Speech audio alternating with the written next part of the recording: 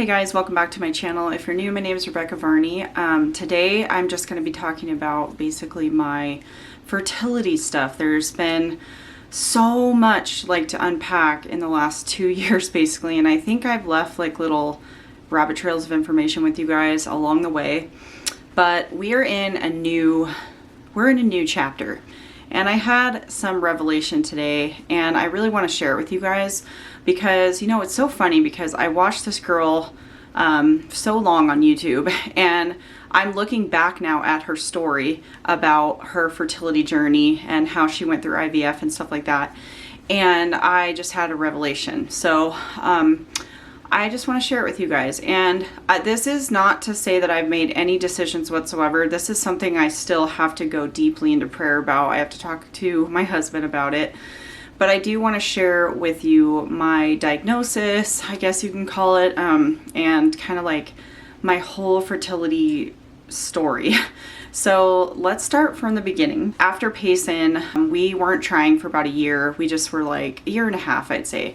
We were pretty good, Then two years rolled around. We were not trying, but we were just kind of okay, we're okay with just having him because he was really kind of a hard baby. He was colicky and it was just kind of tough. We started trying about 2 years after he was born. So maybe a little bit before that. And that's when we decided to start thinking about trying again. I started developing these really weird stomach symptoms like burping, really bad bloating, where I'd be in the fetal position in pain. And this is basically another diagnosis I'm going to talk about two today, that made me put a pause on fertility because I wanted to work on my gut healing. And this journey ended up being a lot longer than I thought. I'm still on the H. pylori journey, unfortunately. We did a GI map, and that's how we figured out what was wrong with me in the first place. I was basically coached to not try to conceive because I was going to be taking a ton of supplements for detox and all this stuff.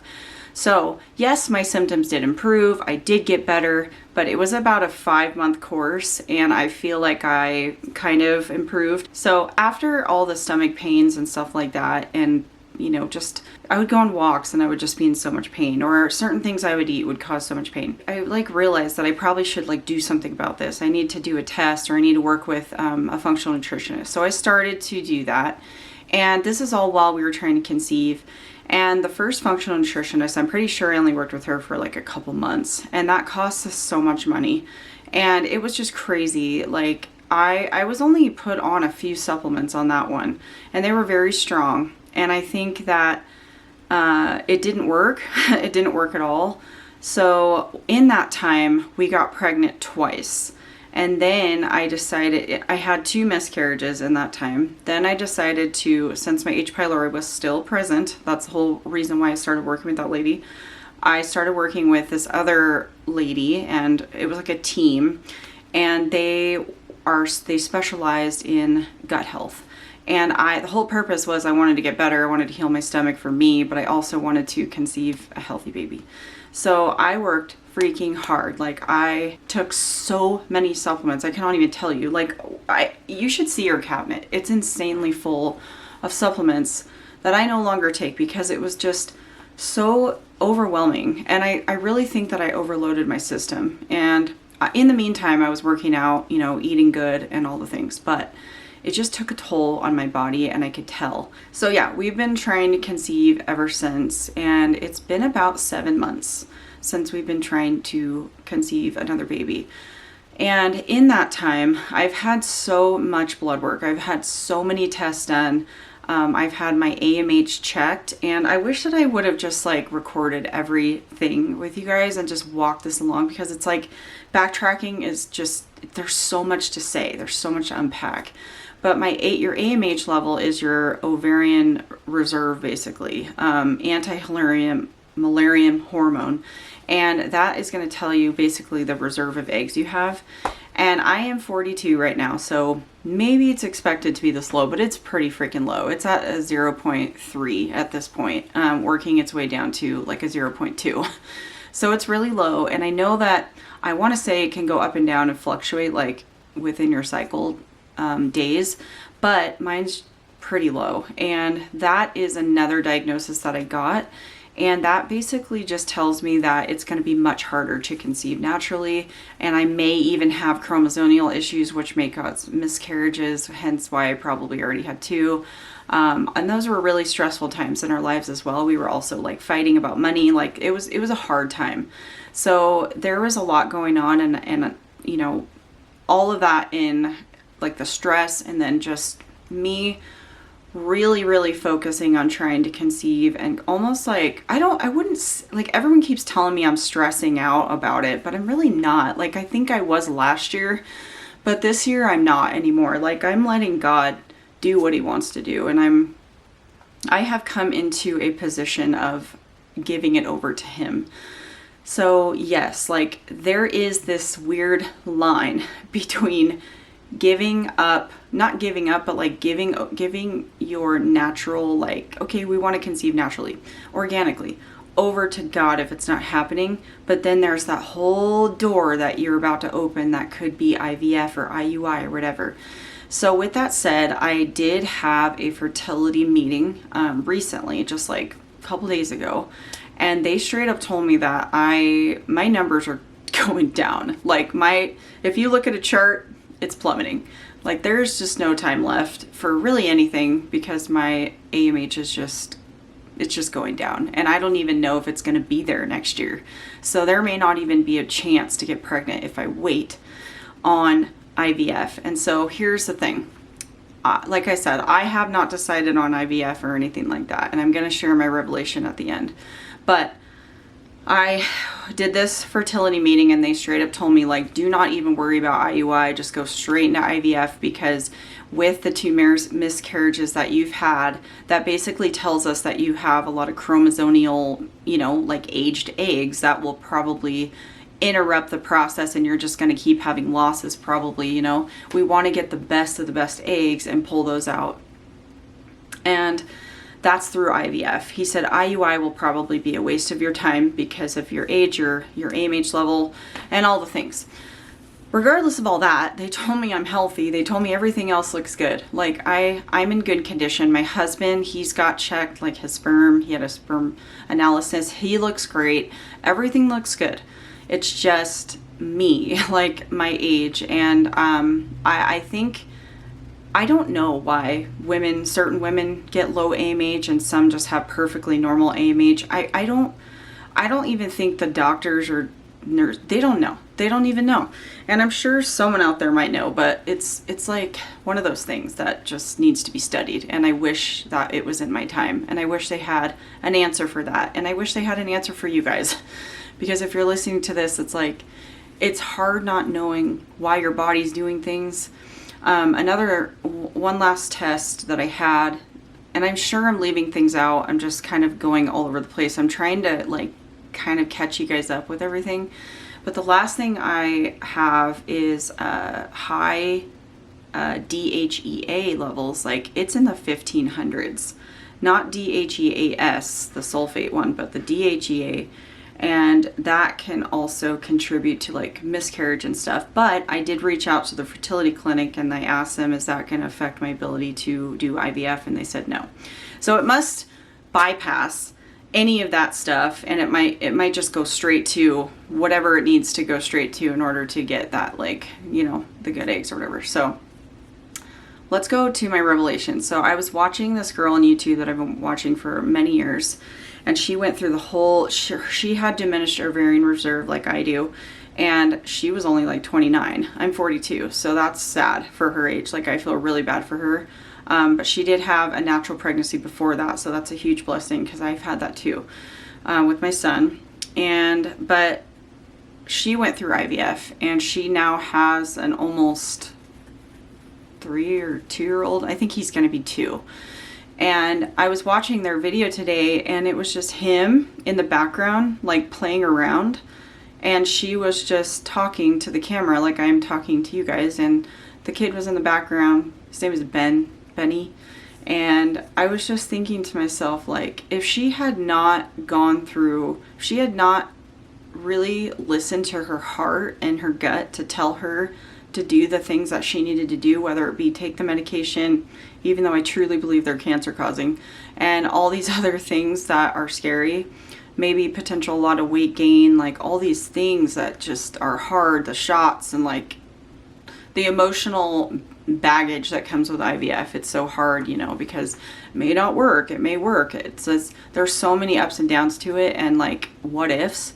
And he was just talking in the background, and it hit me like he would not be there on the screen if she did not do that, if she did not decide to make that decision. And I think it impacts me more because this is literally the next step of what I'm looking at if this is what we're going to do to have another child. Sorry.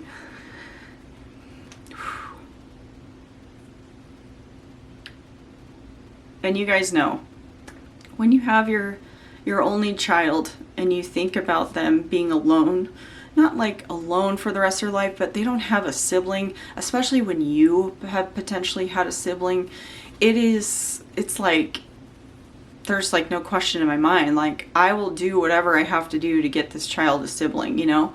And if IVF fails, then maybe we could talk about FOSTA-DOP and like do all these things, right?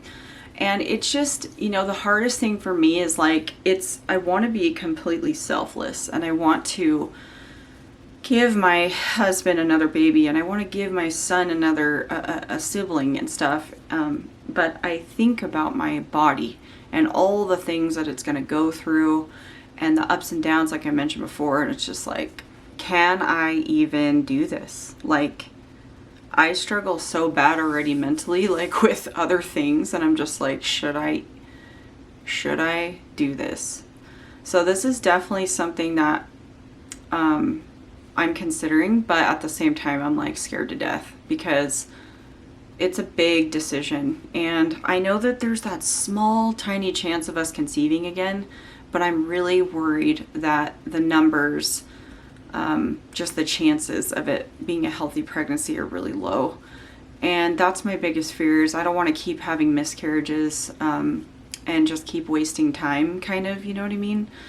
I want to give it till like a few more months, I think, to try to conceive naturally. And then if we decide to do IVF, then just start, like, at least start some type of medication that could get me pregnant faster or something.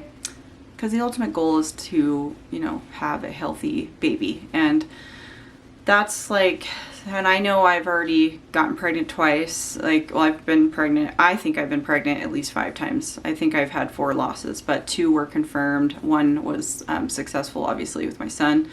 And the other 2 were just identical to my other losses, but they weren't confirmed through pregnancy tests. So those could have been chemical for all I know, but they were like totally identical. So I don't know if I want to keep experiencing losses, you know? Here, can you come into the show, the camera really quick? Can you say hi to the friends? Hi. Should we give you a brother or sister? Yeah. Do you want a brother or sister? A brother. You want a brother? Yeah. I have to tell you guys one thing before I let you go. We went to the Ballerina Farms farm stand over there in Camas in Utah. And we were just checking it out because it was our first time looking at it. And we walk in, and Payson walks in and he's like, "Hey guys," he's like, "I'm Payson, this is my mom," and he's like, "This is my brother." And he looked down and he went like this with his hand, like, "This is my brother." And I almost just lost it because I was just listening to a podcast lately that was saying that kids have like 1 foot in like earth side and 1 foot heaven. Like they're just so pure and innocent that they're like, they can see the other side. Like, and I don't know if that, obviously I don't know if that's true or not, but I just thought it's such a beautiful thought, and it's so awesome to think that they're just so beautiful, like, and that they could maybe see something that we don't see, you know? Even if it was just his imagination, like the fact that he's already had 2 siblings pass away, like that just weirded me out a little bit. It was just like a weird spiritual moment, and I don't really know if that weirds you guys out, me telling you that, but like it just made me hope, you know, that we could end up getting pregnant, and it could be good, or it could be a foster adopt or adoption thing, I don't know. But anyways, I just wanted to share a little bit of my journey. Like I said, there's so much probably that I've left out, you guys. I mean, the number of tests that I've done, ultrasounds, blood tests, like the first test that I said was like the strip test, like where you go to the bathroom on a stick and you do all the things and you literally track everything with your apps and stuff like that. And in a sense, I've given that up. Like I'm still tracking because I'm giving myself till the end of the year basically, and then if it doesn't work for us, then we're gonna probably have to do something else, and that's probably it could be IVF. But I know at this point I think IUI would just be a waste of money. So anyways, if you guys could just pray for us and give us, I just need direction, because when I saw that video today, I was just like, if we don't fight for our future children, who's gonna do it? You know, I know God will, but He gave us free will. He gave us minds. He gave us souls and hearts and thoughts to do these things if they are on our hearts and minds to do. And I really believe that He loves us so much, and He wants us to live a fulfilled life. And so if that means having another baby, or if that means adopting or doing IVF or whatever, it's really just something that He gave us, you know, free will to decide. And obviously you have to have money for all this stuff, and that's another whole thing that we have to talk about, me and my husband, because money is so tough with us right now. And like, we're making it just fine, but it's just one of those things. Everything keeps going up, and so financially we're gonna really have to figure out how to do this. But if it's meant to be, I truly feel like God will provide. So I have the faith, and I'm trusting in Him with all my heart in this situation. So thank you guys for listening, and please give this video a thumbs up. And I'd love to hear about your story if you have diminished ovarian reserve, or I'd love to know what you guys decided to do, or if you had a miracle baby. That'd be awesome. If you haven't already, give this video a thumbs up and please subscribe.